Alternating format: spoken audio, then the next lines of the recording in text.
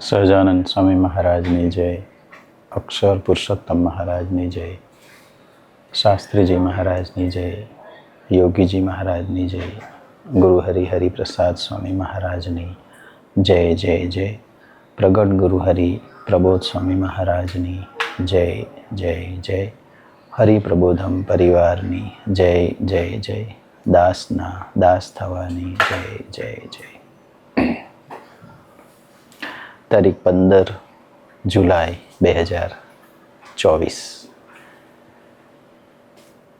કેનેડાની સ્મૃતિ આપણે કરી રહ્યા છીએ. 15મી જુલાઈએ ટોરોન્ટો મંદિરમાં રાત્રે અમરીશ સભાનું આયોજન કરેલું હોય છે. એમાં ગુરુહરિ કથા વાર્તાના મહિમાની વાત કરે છે. આપણા જીવનમાં અઠવાડિક સભાનું શું મહત્વ છે એ ગુરુહરિ સમજાવે છે. તો ગુણાતીતાનંદ સ્વામીએ એમની એક વાતમાં કહ્યું છે, સ્વામિનારાયણ હરે સ્વામીએ વાત કરી છે, ફિરંગી નિત્ય કવાયત કરાવે છે, તેથી તેના માણસ બહુ ખબરદાર થાય છે. તેમ જે કથા વાર્તા પ્રશ્ન ઉત્તર કરવા સાંભળવાનો અભ્યાસ રાખે તેનો જીવ વૃદ્ધિને પામે ને તેમાં બળ આવે, પણ તે વિના બળ ના આવે. પણ જે આળસુ થઈને બેસી રહે તેને શું સમાસ થાય? ફિરંગી નિત્ય કવાયત કરાવે. યુદ્ધ તો વર્ષો પછી આવે તો આવે, પરંતુ યુદ્ધની તૈયારી રોજ કરવી પડે, જેથી કરીને જ્યારે આવે ત્યારે શરીર સાથ આપે, એમના સાધનો સાથ આપે. એટલે કસરત કરવી પડે, દોડવું પડે અને બંદૂક વગેરે સાધનોને ચલાવવા પણ પડે. તો જ્યારે યુદ્ધની પરિસ્થિતિ ઊભી થાય ત્યારે એ સૈનિક સારી રીતે યુદ્ધ કરી શકે. એમ ગુણાતીતાનંદ સ્વામી કહે છે કે ફિરંગી નિત્ય કવાયત કરાવે છે, તેથી તેના માણસ બહુ ખબરદાર થાય છે. તેમ કથા વાર્તા પ્રશ્ન ઉત્તર કરવા સાંભળવાનો અભ્યાસ રાખે તેનો જીવ વૃદ્ધિને પામે ને તેમાં બળ આવે.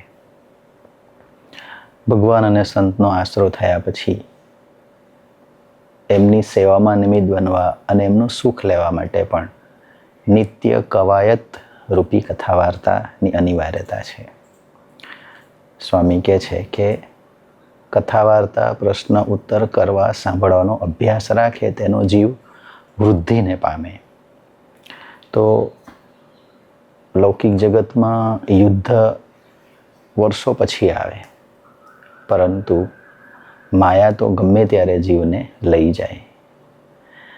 એવા સમયે નિત્ય કથા વાર્તા સાંભળવાનો યોગ હોય તો આત્માને બળ આત્મામાં પ્રગટેલું રહે, તો એ માયા સામે યુદ્ધ કરી શકે. એટલે ગુણાતીતાનંદ સ્વામી કથા વાર્તાનો મહિમા સમજાવે છે. 15મી જુલાઈએ ગુરુહરિ પ્રબોધ સ્વામીજી ટોરોન્ટો મંદિરમાં બિરાજમાન હતા અને સાંજે અમરીશ સભા હતી. એ સભામાં ગુરુહરિએ કહ્યું કે જીવને નિરંતર હોકારા કરનાર જોઈએ, નહીં તો વાડામાંથી વાઘ બકરી ઉપાડી જાય એવું થાય. ગુણાતીતાનંદ સ્વામીની નાની વાત છતાં ખૂબ માર્મિક રહસ્ય આપતી વાત.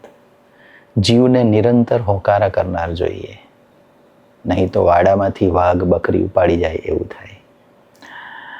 આ વાતને સમજાવતા ગુરુહરિએ એટલી સરળતાનું સહજતાનું દર્શન કરાવ્યું કે આપણે બધા કેનેડામાં રહીએ એટલે વાડો શું ને હોકારો શું ને એ ખબર ના પડે.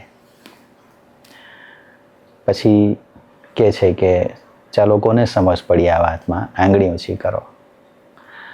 તો એ વાત સમજાવવાની એમની જે આ રીત છે એ ખૂબ અદ્ભુત છે. પછી એક દીકરાએ આંગળી ઊંચી કરી અને એણે સમજાવ્યું કે વાડામાં બકરી હોય અને જો એ અજાગ્રત હોય તો વાઘ આવી અને એને ઉપાડી જાય. પણ જો ભરવાડ હોય આજુબાજુ તો એ હોંકારા કર્યા કરે. એટલે વાઘને એવું લાગે કે કોઈ છે તો એ બકરીને ઉપાડી ન શકે. પછી આ ગુરુહરિ સમજાવતા કહે છે કે ભરવાડ જોઈએ. ભરવાડ એટલે કોણ? કે હોકારા કરનાર. ભરવાડ કોણ? તો કે ભગવદી. નહીં તો માયા વાઘ જેવી છે, ક્યારે લઈ જાય એ ખબર ન પડે. એટલે હોકારા કરનારા જોઈએ. અને એ હોકારા અઠવાડિક સભામાંથી આપણને મળ્યા કરે. એકધારી શબ્દોની ઝડી વરસે કે જે વાઘ જેવું કામ કરે. પછી માયાની તાકાત નથી કે આપણને લઈ જાય, એટલે સભા ભરવાની. પછી ગુરુ હરિપ્રસાદ સ્વામીજી અઠવાડિક સભાની જે વાત કરતા એ વાતને દોહરાવતા ગુરુ હરિએ કહ્યું કે સ્વામીજી તો એવું કહેતા કે રવિવારની સભામાં ધંધો બંધ કરીને પણ આવજો, અને જો ખોટ જાય તો એના જામીન અમે છીએ. તો ગુરુ હરિને મન એ અઠવાડિક સભાનો કેટલું ઇમ્પોર્ટન્ટ હશે કે કદાચ લૌકિક જગતમાં આમ તો ગુણાતીતાનંદ સ્વામીએ કહ્યું કે કરોડ કામ બગાડીને એક મોક્ષ સુધારી લેવો. એટલે અઠવાડિક સભા એ મોક્ષ તરફ લઈ જનારું એક માધ્યમ છે. તો ગુણાતીતાનંદ સ્વામીએ કીધું કે કરોડ કામ બગડતા હોય તો પણ એ ભલે બગડતા પણ મોક્ષ સુધારી લેવો. બીજી બાજુ હરિપ્રસાદ સ્વામીજી એવું કહેતા કે સભામાં ધંધો બંધ કરીને આવજો, ખોટ જાય તો એના જામીન અમે છીએ. તો એ ભગવાનની કરુણા છે કે આમ તો કરોડ કામ બગડતા હોય તો પણ એને ભલે બગડવા દેવા, પણ મોક્ષ સુધારવો. પણ હરિપ્રસાદ સ્વામીજીની કરુણા એવી કે સ્વામીજી કહેતા કે ધંધો બંધ કરીને આવશો તો એ ધંધામાં પણ તમને ખોટ નહીં જાય, પણ સભા ભરજો. પછી ગુરુ હરિ એક બીજી વાત ગુણાતીતાનંદ સ્વામીની નાનકડી વાત કહે છે કે લાડવા ખાવા ને પતરાવડા ફેંકી દેવા. તો લાડવા ખાવા અને પતરાવડા ફેંકી દેવા એને સમજાવતા ગુરુ હરિ કહે છે કે પતરાવડું એટલે શું અને લાડવા એટલે શું? તો કે આપણો જે દેહ છે એ પતરાવડા સમાન છે. આપણે જમવા બેસીએ ત્યારે પતરાવડું એટલે કે ડીશ.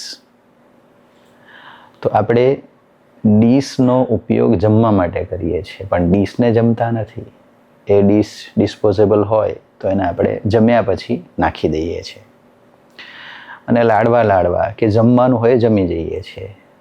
તો સત્સંગમાં આવ્યા પછી એ લાડવો શું અને પતરાવડું શું એ સમજાવતા ગુરુ હરિએ કહ્યું કે આપણું શરીર છે એ પતરાવડા સમાન છે, અને એ શરીરનો ઉપયોગ આપણે સત્સંગને અર્થે કરીએ, કહેતા કે ગુણગાન ગાવા માટે કરીએ તો એ લાડવા ખાધા કહેવાય. એ ગુરુ હરિએ વાત સમજાવી કે સારું લેવું, ગુણગાન ગાવા એ લાડવા ખાધા બરાબર છે. આ બધી વાતો ગુરુ હરિ કે નાની છે પણ અક્ષરધામની યાત્રા કરાવે એવી છે. ત્યાર પછી ગુરુ હરિએ દાસના લક્ષણ કહ્યા કે દાસના દાસ એટલે શું? તો કે હાથ જોડવા એ. દાસના દાસ એટલે કહે એમ કરે એ.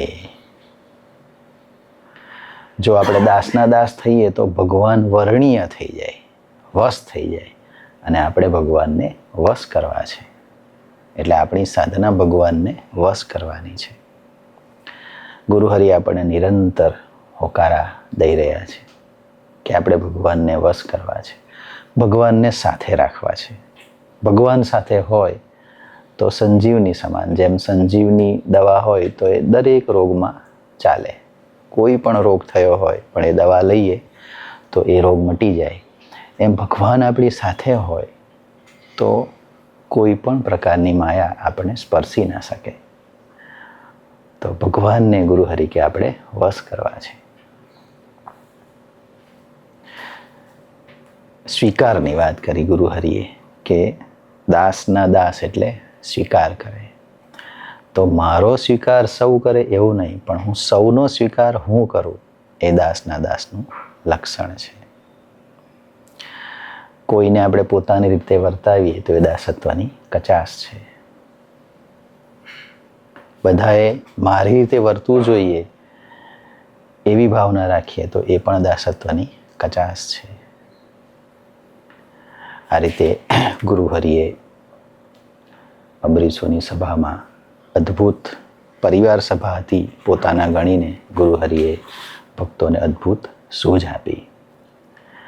ત્યાર પછી તારીખ 16 જુલાઈના રોજ ગુરુહરિ બેલવિલ પધાર્યા. યુવકોનું બેલવિલ નાનકડું મંડળ છે.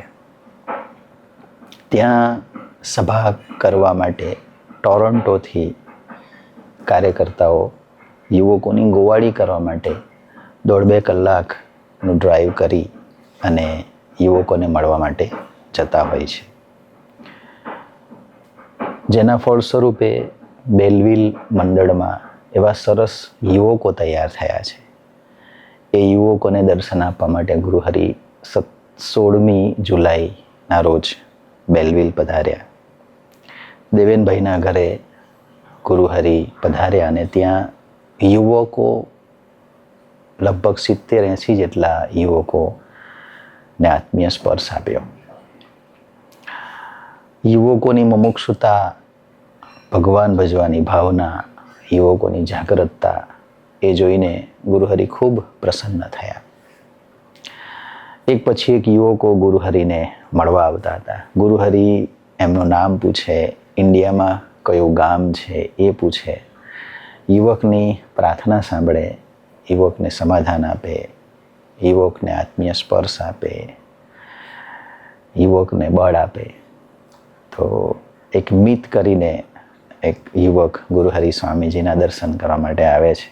એનું નામ પૂછે છે, કયું ગામ? એનું ગામ પૂછે છે તો કે પામોલ.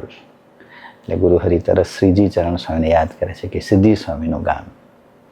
પછી એ દીકરો ગુરુહરિને પ્રાર્થના કરે છે કે સ્વામીજી, હું કરું છું એવું જાણપણું રહી જાય છે અને અહમથી બોલાઈ જવાય છે. એની પ્રાર્થના સાંભળીને ગુરુહરિ રાજી થાય છે. આપણે વિચાર કરીએ આ યુવકની પ્રાર્થનાનો કે ગુરુહરિ હરિપ્રસાદ સ્વામીજી કહેતા કે પોતાનો દોષ જોવો એ ધરતીની કઠિનમાં કઠિન તપશ્ચર્યા છે. અને આજના યુવકો આધ્યાત્મિક માર્ગે ચાલીને આવી પ્રાર્થના કરતા હોય કે હું કરું છું એવું જાણપણું રહે છે અને અહમથી બોલાઈ જવાય છે. તો આ જે અંતરદ્રષ્ટિ છે, આ જે દોષનું દર્શન છે, એ ગુરુહરિની બહુ મોટી કૃપા કહેવાય. અને આવા અંતરદ્રષ્ટિ કરતા યુવકોના દર્શન કરવા એ પણ એક ગુરુહરિની કૃપા જ છે. તો એ યુવકે પ્રાર્થના કરી કે હું કરું છું એવું જાણપણું રહી જાય છે અને અહમથી બોલાઈ જવાય છે. પ્રાર્થનાથી પ્રસન્ન થઈ અને ગુરુહરિ દીકરાને કહે છે કે આપણે જાગ્રત રહેવાનું. ત્યાર પછી એક વિશાલભાઈ કરીને બીજો દીકરો ગુરુહરિના દર્શન કરવા માટે આવે છે અને પ્રાર્થના કરે છે કે કૃપા કરજો, બળ આપજો કે ભક્તોના ચરણોમાં અસ્તિત્વ મૂકીને જીવાય. કેવી અદ્ભુત પ્રાર્થના યુવકો કરી રહ્યા છે. ભક્તોના ચરણોમાં અસ્તિત્વ મૂકીને જીવાય. એક જ લીટીની પ્રાર્થના, પણ અદ્ભુત પ્રાર્થના એ દીકરાએ કરી. પછી એના ગામનું નામ પૂછ્યું કે હું બિલોદરાનો છું. એટલે ગુરુહરિ કહે છે કે અમે એ ગામમાં આવી ગયા છે. નડિયાદની બાજુનું એ ગામ છે બિલોદરા કરીને. પછી એક દીકરો આવે છે મેઘ કરીને. બધા દીકરાઓ એકસાથે અક્ષરાનંદ કરીને ઘરમાં રહે છે. એ ઘરમાં રહેતો દીકરો, એ દીકરાએ ગુરુહરિને પ્રાર્થના કરી કે સ્વામીજી, અરસપરસ અમે આત્મીયતાથી જીવીએ અને કોઈનો અભાવ ના આવે એવું બળ આપજો. ત્યારે દીકરાની પ્રાર્થનાથી રાજી થઈને ગુરુહરિ કહે છે કે આપણે ભજન કરવાનું. આ બધા દીકરાઓ ગુરુહરિને મળવા માટે આવે, દર્શન કરે, પ્રાર્થના કરે. મોટે ભાગે ગુરુહરિએ આ દીકરાઓને કાં ભજન કરવાનું કહ્યું, કાં પ્રાર્થના કરવાનું કહ્યું, કાં સ્વાધ્યાય કરવાનું કહ્યું, સંતો સાથે દોસ્તીની વાત કરી. તો એ દીકરાએ આત્મીયતાની પ્રાર્થના કરી કે અમે સૌ વરસ આત્મીયતાથી જીવીએ અને કોઈનો અભાવ ના આવે એવી કૃપા કરજો. ત્યારે ગુરુહરિ કહે છે કે આપણે ભજન કરવાનું. એક દીકરો આવે છે અને ગુરુહરિને પ્રાર્થના કરે છે, મિતભાઈ કરીને, કે સ્વામીજી, નિમિત્ત થઈને રહેવા માટે હું હાહાગડથલ કરું છું, પ્રાર્થના કરું છું, ભજન પણ કરું છું. મને મારા મન બુદ્ધિ નડે છે, મન બુદ્ધિ આડા આવે છે, તો એ આપ લઈ લો. ત્યારે ગુરુહરિ કહે છે કે આપણે પ્રાર્થના કર્યા કરવાની અને સ્વાધ્યાય ભજન કર્યા કરવાનું. પછી એક દીકરો અભી કરીને આવે છે. એ એનું ગામનું નામ પૂછે છે કે મારું ગામ ડાકોર પાસે છે, શાસ્તાપુર.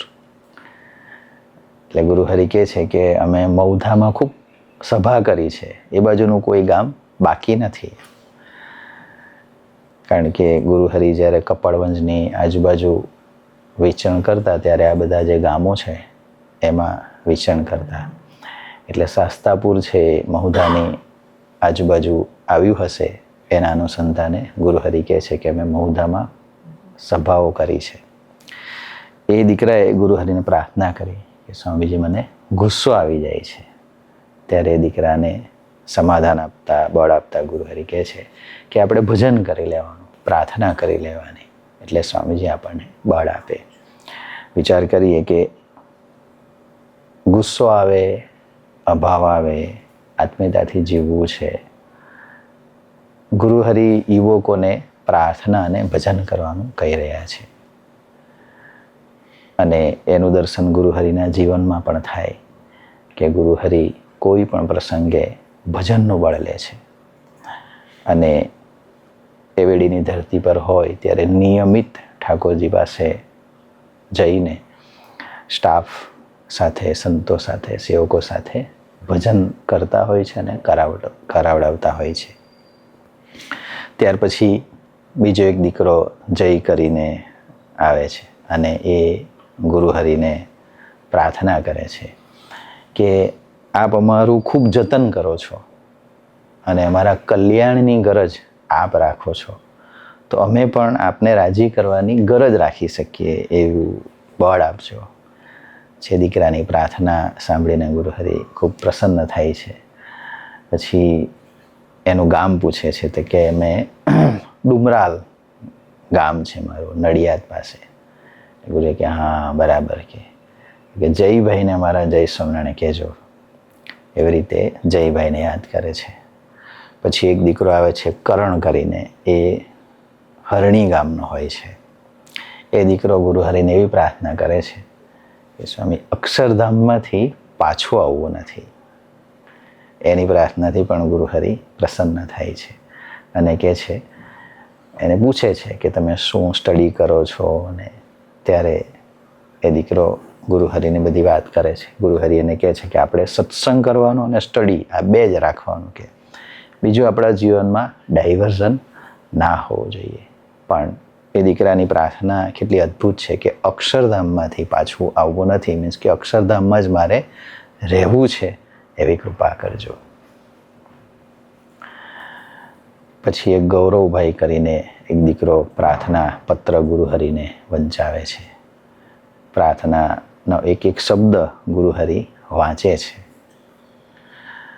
પછી પ્રેમલભાઈ એમનું ભૂલકું લઈને ગુરુહરિ પાસે આશીર્વાદ લેવા માટે આવે છે. ગુરુહરિ એને ચાંદલો કરી અને આશીર્વાદ આપે છે. પછી એક કુલદીપ કરીને એક યુવક ગુરુહરિને પ્રાર્થના કરે છે કે સ્વામીજી મારું મગજ સરખું નથી રહેતું. એટલે ગુરુહરિ કહે છે ક્યાં જતું રહે છે? ત્યારે દીકરો કહે છે કે જે કંઈ મેં વિચાર્યું હોય એ થાય નહીં ત્યારે મને ગુસ્સો આવી જાય છે. ત્યારે એને સમાધાન આપતા ગુરુહરિ કહે છે કે આપણે પ્રાર્થના કર્યા કરવાની, ભજન કર્યા કરવાનું. એટલે સ્વામીજી આપણને બળ આપ્યા કરે. ભજન એ ભગવાનનું બળ છે. અને બીજી વાત કરી કે આપણે ફોકસ થઈને સ્ટડી કરવાનું. આ રીતે એ દીકરાને સમાધાન આપે છે. મિથિલભાઈ કરીને એક યુવક ગુરુહરિને પ્રાર્થના કરે છે કે મને નિમિત્ત બનાવજો, નિમિત્ત બનાવવાની કૃપા કરજો. ત્યારે દીકરાને ગુરુહરિ કહે છે કે આપણે ભજન કરવાનું, એટલે સ્વામીજી આપણને બળ આપશે. જયદીપભાઈ કરીને એક વડોદરાના યુવક ગુરુહરિને પ્રાર્થના કરે છે કે સ્વામીજી હું તમારો જ છું અને તમારા મિશનમાં મને નિમિત્ત બનાવજો. ત્યારે ગુરુહરિ કહે છે કે આપણે સૂરસ્વામી સાથે, સંતો સાથે દોસ્તી રાખવાની, એટલે ભગવાન આપણને નિમિત્ત બનાવે. પછી એક દીકરો મિરાજભાઈ કરીને આવે છે, ગુરુહરિને પ્રાર્થના કરતા કહે છે કે ઘરના અમે જેટલા બી યુવકો રહીએ છીએ બધા યુવકોની હું સેવા કરી શકું અને મારું મન ભગવાનના ચરણોમાં રહે, ભટકે નહીં, એવા આશીર્વાદ આપજો. જ્યાં આ પ્રાર્થના કરી ત્યાં ગુરુહરિ રાજી થઈને કહે છે કે ધન્યવાદ. તો એ દીકરાએ ગુરુહરિને 3 પ્રાર્થના ગુરુહરિના ચરણોમાં મૂકી કે યુવકોની હું સેવા કરી શકું, બીજું મારું મન ભગવાનના ચરણોમાં રહે અને એ મન ભટકે નહીં એવી કૃપા કરજો, અને હું નિમિત્ત બની શકું. તો એ દીકરાની પ્રાર્થના સાંભળીને પ્રસન્નતાનું દર્શન કરાવતા ગુરુહરિ ધન્યવાદ એમ કરીને એને આશીર્વાદ આપે છે. પછી પાર્થભાઈ કરીને એ યુવક કપડવંજના હોય છે, એ ગુરુહરિને પ્રાર્થના કરે છે કે જીવનમાં ઘણા બધા પ્રસંગો ચાલતા હોય પણ એ પ્રસંગો સામે ઝઝૂમવાનું મને બળ આપજો. એનું ગામ પૂછે છે તો કે હું કપડવંશનો. ત્યારે ગુરુહરિ કહે છે કપડવંશ તો અમે બહુ આવ્યા છીએ અને ત્યાં ખૂબ સભાઓ પણ કરી છે. પછી એક શ્રદ્ધેયભાઈ કરીને એક યુવક ગુરુહરિને દર્શન કરવા માટે આવે છે. પહેલાં તો નામ પૂછે છે કે તમારું નામ શું? તો કે શ્રદ્ધેય. પછી ગામ શું? તો કે બાયડ. તો કે તમારું નામ કોણે આપ્યું? શ્રદ્ધેય નામ કોણે પાડ્યું? એટલે દીકરો કહે છે કે આ નામ સ્વામીજીએ પાડ્યું છે. કે હા, સ્વામીજી જ કે આવું નામ આપી શકે. પછી કે એનો અર્થ શું થાય? હવે શ્રદ્ધેય એટલે પછી આજુબાજુ ગુરુહરિએ જોયું. શ્રદ્ધેય એટલે શ્રદ્ધા, જેના દર્શન કરીને, જેને મળીને શ્રદ્ધા એનામાં ઉત્પન્ન થાય એને શ્રદ્ધેય કહેવાય. શ્રદ્ધા રાખવાને યોગ્ય એને શ્રદ્ધેય કહેવાય. તો એ રીતે ગુરુહરિ એમને સ્મૃતિ આપે છે. લગભગ 70થી 75 જેટલા યુવકોને આ રીતે ગુરુહરિ વારાફરતી દર્શન આપે છે. લગભગ 1.5-2 કલાક સુધી ગુરુહરિ એક જ જગ્યાએ બેસી અને સૌ યુવકોની પ્રાર્થના સાંભળે છે. તો એક બાજુ યુવકોની મુમુક્ષુતાનું પણ દર્શન છે અને બીજી બાજુ ગુરુહરિના ભેડાનું પણ દર્શન છે. આટલા બધા યુવકોને મળવું, દરેક યુવકની અલગ અલગ પ્રાર્થના અને દરેક યુવકને એના આત્માને અનુરૂપ સમાધાન આપવું એ ગુરુહરિની કરુણા. પણ એ સમાધાન આપવા માટે, બળ આપવા માટે ગુરુહરિ દેહ લઈને વધાર્યા છે. એટલે દેહનો પીડો 1.5-2 કલાક સુધી એક જ જગ્યાએ બેસી રહેવું, કેળથી વાંકા વળવું, એના પ્રશ્નો સાંભળવા. તો એ ગુરુહરિ હરિપ્રસાદ સ્વામીજીનું જે સૂત્ર છે કે યુવકો મારી પૂજા છે, યુવકો મારું સર્વસ્વ છે. તો જેમને ગુરુહરિએ સર્વસ્વ માન્યા છે એવા યુવકોની ભગવાન તરફની યાત્રા નિરંતર ચાલતી રહે એના માટે ગુરુહરિ પ્રભુ સ્વામીજી ઘરોઘર વિચરણ કરી રહ્યા છે. એક એક યુવકને મળી રહ્યા છે, એક એક હરિભક્તને મળી રહ્યા છે, એમની પ્રાર્થના સાંભળી રહ્યા છે અને એમને અક્ષર યાત્રાએ ચલાવી રહ્યા છે. બધા જ યુવકોને મળીને ગુરુહરિ બહાર નીકળતા હતા, ઘરની બહાર. એટલે દેવેનભાઈએ પ્રાર્થના કરી ઘર મંદિરમાં પધારવાની. એટલે ગુરુહરિ ઘરમાં જે ઘર મંદિર હોય એ ઘર મંદિરમાં પધાર્યા, ઠાકોરજીને પંચાંગે પ્રણામ કર્યા અને ત્યારબાદ ગુરુહરિ વોકિંગ માટે પધારે છે. થોડી વાર વોકિંગ કરી અને દેવેનભાઈના ઘરની બહાર જ ખુરશી પર બેઠા અને બધા યુવકો પણ નીચે બેસી ગયા અને ઘરની બહાર બધાને દર્શન આપ્યા. ત્યાં પણ બહાર બેસીને પણ એક બે યુવકોની પ્રાર્થના સાંભળી અને ત્યારબાદ ગુરુહરિ નિકુલભાઈને ત્યાં સાંજનો થાળ હતો એ થાળ કરવા માટે પધારે છે અને થાળ કર્યા બાદ ગુરુહરિ બેલવિલની સભામાં પધારે છે. લગભગ 8:45 વાગે ગુરુહરિ બેલવિલની સભામાં પધારે છે. આપણે દર્શન કરી રહ્યા છે એ એક ચર્ચ છે. એ ચર્ચમાં અઠવાડિયે એકવાર આ દીકરાઓ ભેગા મળી અને અઠવાડિક સભા ભરે છે. તો એ બેલવિલની સભામાં ગુરુહરિ પધાર્યા. એમાં દેવભાઈ કરીને એક યુવક છે, એમણે પોતાનો અનુભવ શેર કર્યો કે પોતે સત્સંગમાં કેવી રીતે આવ્યા અને સત્સંગનો રંગ એમને કેવી રીતે લાગ્યો. એ કહેતા એ દીકરો કહે છે કે આમ તો મારો જન્મ જ સ્વામિનારાયણ પરિવારમાં થયેલો છે, પણ મને કાંઈ ખબર નહોતી. હું 2022માં કે કેનેડા આવ્યો પછી સત્સંગી યુવકનો સંપર્ક થયો એટલે હું સભામાં આવતો. મને એક જ વસ્તુ ગમતી કે સભાનો પ્રસાદ, અને પ્રસાદ જમવા માટે જ કે હું આવતો. પછી ધીરે ધીરે સભામાં બધા યુવકો મળે, કાર્યકર્તા મળે, મને પૂછે, મારું ધ્યાન રાખે, બધા મારી કક્ષાએ આવ્યા. એ કે મને નોનવેજ ખાવાનો શોખ અને મારી જોબ પણ મેકડોનાલ્ડમાં જ હતી એટલે મને બધી છૂટ હતી, મને શોખ પણ હતો. પણ આ સભા ભરતા ભરતા સભામાં શિક્ષાપત્રીની વાત આવી.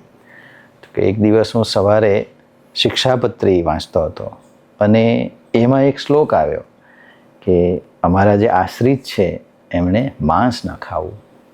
તો એ વસ્તુ ભગવાન સ્વામિનારાયણે જે શિક્ષાપત્રીમાં લખેલી છે એ વસ્તુ મારા માઇન્ડમાં છપાઈ ગઈ અને પછી મેં સંકલ્પ કર્યો કે મારે આ જમવું નથી. ત્યારથી મેં નોનવેજ ખાવાનું છોડી દીધું.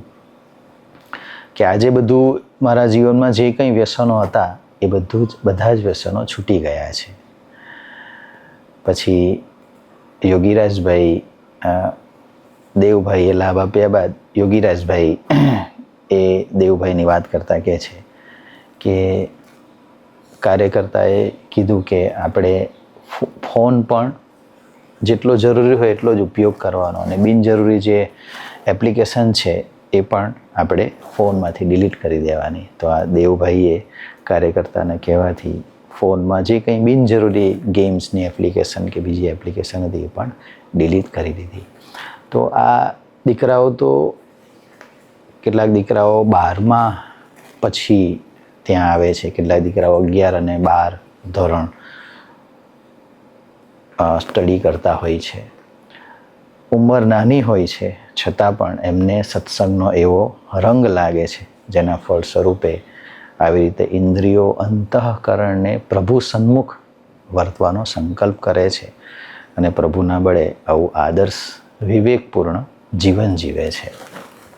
ત્યાર પછી યુવકોએ એક ડોક્યુમેન્ટરી રજૂ કરી ગયા વર્ષે, એટલે કે 2023માં દિવાળીના દિવસોમાં યુવકોના ઘરમાં જે આગ લાગી હોય છે અને એમાં યુવકો પસાર થાય છે આખા પ્રસંગમાંથી ને પ્રભુના બળની એમને કેવી અનુભૂતિ થાય છે એ બધી વાતો પ્રેઝન્ટેશનના રૂપમાં દીકરાઓ રજૂ કરે છે. ઘરમાં આગ લાગે, સુરજ સ્વામીને ફોન કરે છે, સુરજ સ્વામી એમને બળની વાતો કરે છે. આઈસ્ક્રીમ જમવાનું કહે છે, દીકરાઓ આઈસ્ક્રીમ જમે છે. એક બાજુ ઘરમાં આગ લાગી હોય છે, બધો સામાન બળી ગયો હોય છે. એ દીકરાઓ અંદર જોવા જાય છે તો કશું ગાદલા કે ફર્નિચર કશું બચ્યું હોતું નથી. પણ એક ભગવાનની સુપ્રીમસીનું દર્શન બધાને એ થાય છે કે એ રૂમમાં રાખેલી ઠાકોરજીની મૂર્તિને સહેજ પણ આગ સ્પર્શી શકતી નથી. અને બીજી ભગવાનની કૃપાનું એમને દર્શન થાય છે કે એમના જેટલા બી ડોક્યુમેન્ટ્સ હોય છે, પાસપોર્ટ ને વગેરે, એ ડોક્યુમેન્ટ્સ એવા ને એવા રહે છે, ફાઇલ બધી એવી ને એવી રહે છે. તો એ રીતે એક અનુભૂતિ પણ એમને થાય છે. અને સાથે સાથે આવી પરિસ્થિતિમાં કાર્યકર્તાઓ છેક ટોરન્ટોથી આવી એમના માટે જમવાનું લાવી એમને બળની વાતો કરે છે. તો આત્મીયતાનું પણ બધાને દર્શન થાય છે. અને એ દીકરાઓ ઘરે પણ જણાવતા નથી, પણ બધા કાર્યકર્તાઓ એટલો સપોર્ટ અને સહકાર આપે છે જેના ફળ સ્વરૂપે એમને ઘર પણ યાદ આવતું નથી.